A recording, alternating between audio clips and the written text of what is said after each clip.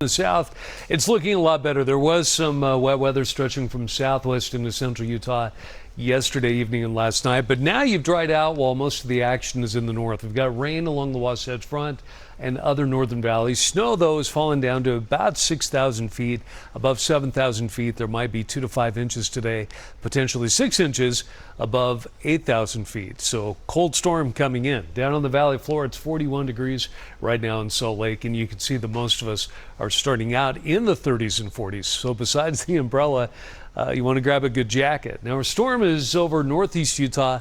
It's going to make its way off to the east later today, but moisture wrapped around that will keep the wet weather going. And with that being the case, the cold air that's moved in with the storm will only peak at 53 this afternoon, running well below normal for this time of year. Most valleys will be in the 50s. It'll peak in the mid-40s. In Park City, you'll make it up to 67 in St. George.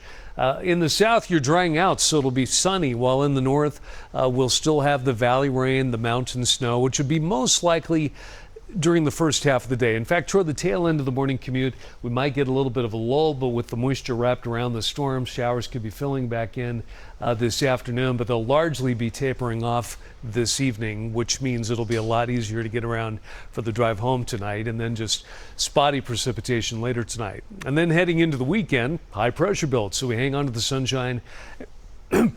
Excuse me, we're expecting a big warm up. Temperature will be in the mid to upper 70s in St. George on Saturday and Sunday, and then only drop a few degrees lower than that by early next week. And in Salt Lake City, it's going to be a cool start tomorrow. We'll drop down into the low 40s. We can get some patchy fog, Cache Valley along the Wasatch back.